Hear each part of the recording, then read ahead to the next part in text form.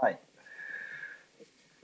Today I'm going to do a quick video on Libya and basically where socialists in Libya should try and move on since the NATO intervention. The first thing I think they need to do is they need to agitate the peace between the government in Benghazi and the government in Tripoli. Their first priority should be getting NATO out because what the Libyans need to kind of continue their revolution is national unity. And the fact is that when you've got a foreign force fighting on one side, the other side is never going to be able to unite with that foreign influence. We saw this in Iraq. It was the Iraqi government that sided with the United States was seen by the majority of the people as collaborators. And they were violently opposed, and there was resistance, and it kept going for many, many years.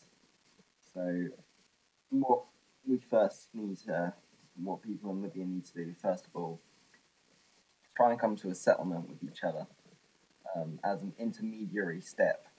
So, for example, I've heard a few news reports here and there saying that Gaddafi might be willing to step down.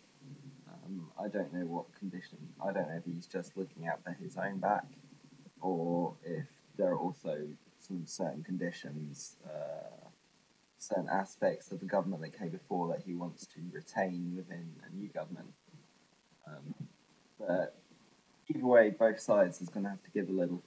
But from the working class perspective, these aren't really kind of their problems. This is just an intermediary step to stop the fighting, to stop NATO bombardment, and try and reunify the country.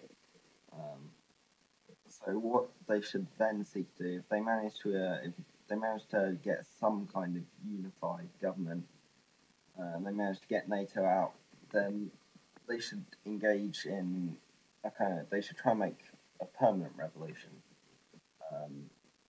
They need to agitate to create an ever-widening democratic space where they can organise and where they can build strength and move on towards perhaps a socialist revolution.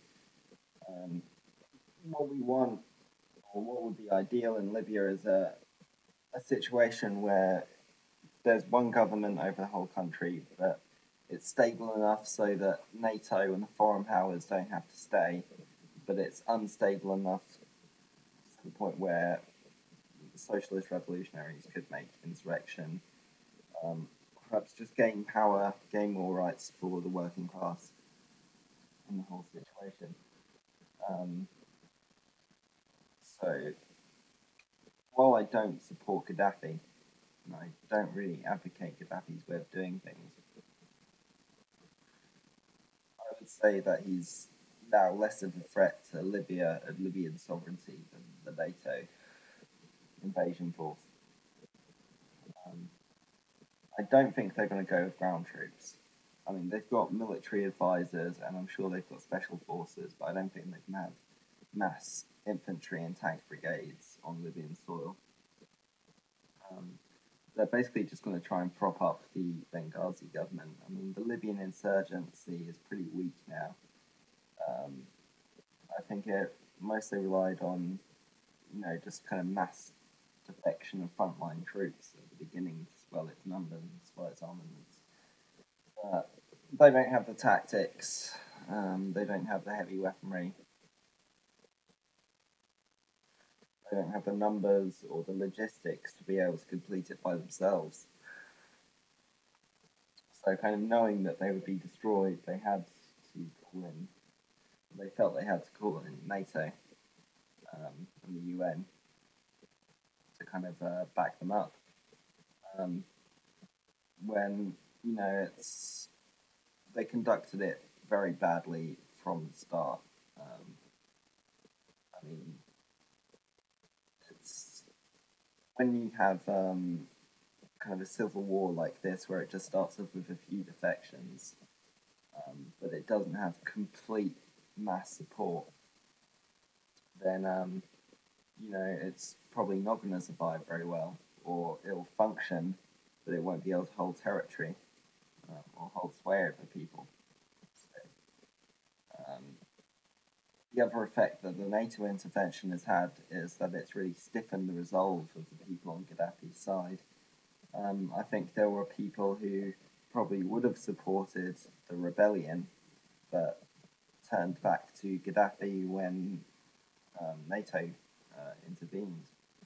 So, I mean, a revolution is a political process. There's an ebb and flow to it,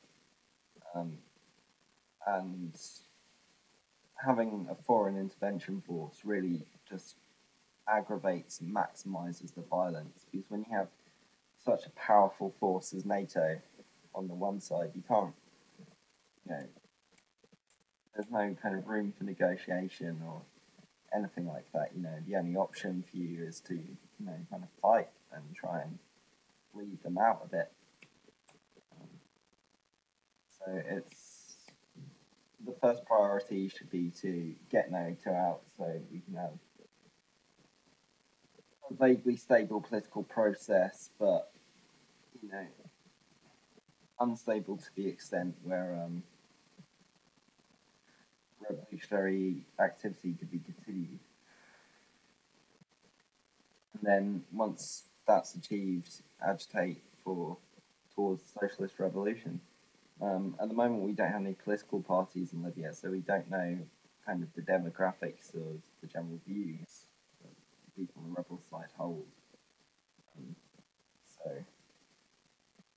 hopefully a situation where if political parties can come about on the rebel side, we can aggravate for a negotiation with Gaddafi's side as an intermediary step, and that'd be a very positive improvement in the Libyan situation.